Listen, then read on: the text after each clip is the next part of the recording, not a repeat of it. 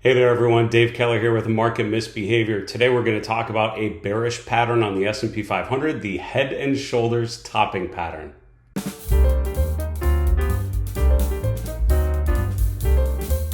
So the head and shoulders topping pattern is a classic price pattern, really was popularized with Edwards and McGee. The two of them wrote a famous book called Technical Analysis of Stock Trends. Came out sort of mid 20th century.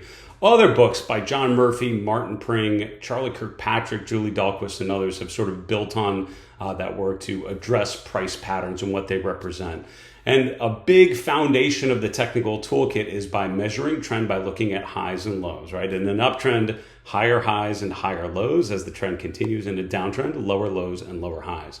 A head and shoulders topping pattern is often a good indication that the uptrend phase is now exhausted, and that lower high, which becomes the right shoulder of this pattern, can be very telling. Today we're going to talk about the three phases to look for, what I call the setup, the trigger, and the confirmation. We'll look at the chart of the S&P 500, decide how many of those checks we can make so far, what this means about the S&P going forward. Before we get there, by the way, if you like this sort of thinking about technical analysis, behavioral finance, investor psychology, won't you subscribe to my channel? Make sure you give the video a like as well. It would so help us out. Put a comment below. What's your downside objective for the S&P 500? I would love to know. Before we get to the chart, one more thing to tell you about.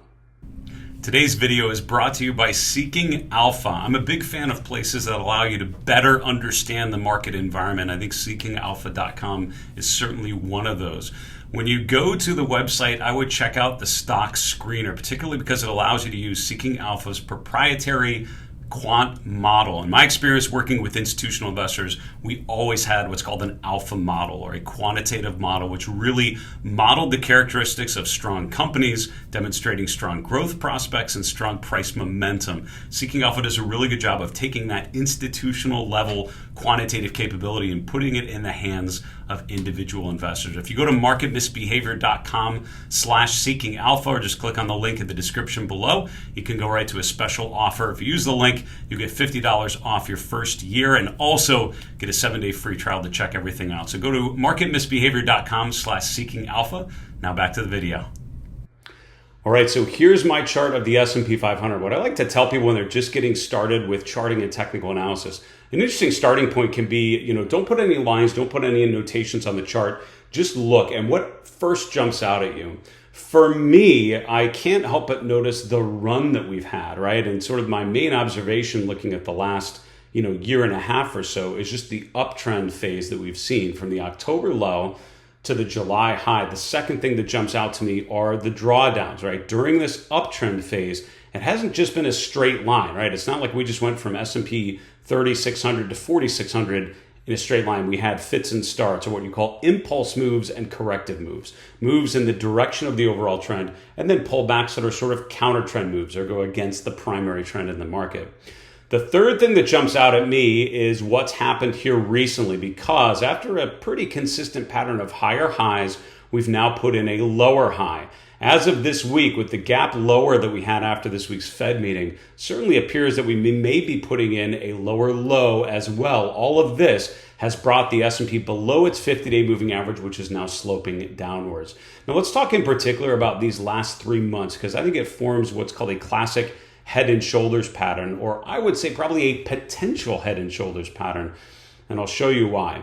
So what a head and shoulders pattern is basically you have a high surrounded by two lower highs. So here's the high at the end of July. We can see a lower high here at the end of August, beginning of September, and then another lower high here in mid-June. This is the head, there's your right shoulder, and there's your left shoulder. Now, the most important thing, once you've identified a potential head and shoulders pattern, is drawing a neckline. And the neckline is basically connecting the swing lows, right? So basically, if we take the low between the head and the right shoulder there, and then we connect that, I'm gonna make this a little bit thicker, there we go. And then we connect this to the low that we had in August, you can see that lines up pretty close to where we're at right now. And it's kind of challenging. It just depends exactly on how you want to draw the line. Let's say I draw it probably right about there. So if you look, right, if I draw my trend line here, the neckline connecting the low in June and the low in August, we can see that we've now this week broken below that line. So I think of patterns like this in three phases. You have the setup, you have the trigger, and then you have the confirmation. The setup is sort of that first phase where you see a pattern maybe starting to emerge. So, as the trend's going higher, it certainly seems like we're in an uptrend of higher highs and higher lows. After this pullback in August, we rallied, but then did not retest the previous high, right? And so instead of getting back to 4,600, we stalled out around 4,540, we'll call it. So that all of a sudden makes this chart start to look like a head and shoulders top. Now, I find a lot of people, particularly just getting started, tend to just go ahead and label this as a head and shoulders top. This is super bearish, you need to be selling. Too early, if you look at the technical analysis literature, sort of the long-standing approach to using patterns like this, is you have to actually define the pattern, but then most importantly is the trigger, and that's the second phase. So the trigger is basically breaking the neckline. So what Edwards and McGee and others would have taught you is that once you identified a potential pattern, you need to break the neckline, which is the trigger. That actually confirms that the pattern is in place. So before we break the neckline, at best, you can call it a potential head and shoulders that is forming, but you can't really label it a completed pattern until we satisfy that trigger. So we have to close below that neckline. Now, Thursday of this week, we did that. Now I'm recording this video midday on Friday. You can see we're actually trading right around that neckline still. We've gone above and below it through the course of today's trading. So when I have a break through the neckline, which I think we did this week, then that third phase is confirmation. Do you see any sort of follow through?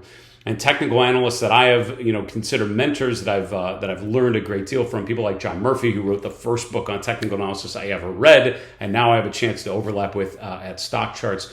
People like Tom DeMark and Larry Williams all have this concept of follow through, and they might call it different things. They might have different ways of defining follow through, but what generally is once you have a signal, you need validation. You need some additional information that tells you that was not just a fluke, not just a whipsaw, and we're not just going to bounce right off of that support, but it's something further. You want to see additional selling that is fueled by that initial breakdown. Because a lot of times what happens, you break down a support level and then you rally because people see that, they don't think that it's going to go much lower, they buy in, and all of a sudden it becomes just another retest of this established support level. So right now, as the S&P is toying with 4350, toying with this neckline, you need a close below and then a further validation of another move below there. I don't think we've gotten that yet because as of this moment, we're still kind of trading around that same point. That's what I'd be looking for here on a Friday and then into next week to see if we get that additional validation. So those are the three steps. The setup, I think I see a pattern forming. The trigger, we broke the neckline. The confirmation, we've shown additional distribution beyond that initial break. Those are the three steps I would encourage you to be patient and wait for. When those three things happen, then I would argue you have a valid pattern. We're very, very close to that. With a head and shoulders pattern on the S&P. And to be clear, if you look at other markets like some home builders have this, semiconductors, other stocks certainly have a head and shoulders top similar to what we're showing here. Now, what does that mean if this is a valid head and shoulders pattern and we do get the confirmation? What's next? So what you want to do, and this is called the measuring technique, what you basically do, and this is a pretty standard approach in the technical analysis toolkit, you take any sort of basing pattern, a head and shoulders top, just a rectangular base, anything, take the height of that pattern, and then that's your measurement. So if we do break below the neckline, you take the height of this pattern and you project it from the low. So it's about a 6% range from the high in July down to the neckline connecting those two interim lows. So I'm basically saying a parallel move, a similar 6% drop below this current neckline, that would take us to around 40.70, 40.80 or so, which would take us below a key trend line using the lows in the last 12 months, below the 200-day moving average, and would get us, again, 6%. It's not seem like that much, I feel like, in the grand scheme of things, but would take us down to that point. Now, I often get asked, should I be using log scale charts like I'm showing here, which means the vertical axis is scaled by percentage terms, or an arithmetic scale, a traditional scale where each dollar has an equal amount on the y-axis. It's a source of debate, to be honest, in the technical analysis community. I tend to use log scale charts because I feel that is the best representation of trend over time and putting things into proper context. So if you would use an arithmetic scale, you could just rescale the chart or just do the math, right? So 4,600 down to 4,350, that's about a 250 point range from the top of the head to the neckline. So you subtract 250 from the neckline around 4350 where we break down. That gives you a downside objective around 4100. So in this case, not too much of a difference between those two methodologies. It doesn't make as much of a difference as you might think in a lot of examples. So that's where we're at. I would argue classic distribution pattern, the market's certainly showing weakness after the Fed meeting really started at 2:30 p.m. Eastern when Jay Powell started talking. From that point on, this has been a market in a distribution phase. I think the technical inputs of looking at something like a head and shoulders topping pattern just gives a little bit more structure to that distribution that you're probably sensing a lot as a lot of leading names have started to pull back, like an Amazon or an Apple. A lot of names that have been consistent uptrends like Alphabet now pulling back and testing the lower end of that range. And a lot more names breaking down to 3-month lows than breaking up to 3-month highs. But by looking at patterns like the head and shoulders topping pattern, by looking at other price patterns and candlestick patterns and everything, just gives you some sort of framework to think about. And I would encourage you that these do not happen in a vacuum. So using this along with trend line analysis, moving averages, Fibonacci retracements, all of those can help you paint a more complete picture about where the market may be headed next. For Market Misbehavior, I'm Dave Keller. Be well, stay safe. We'll see you next time.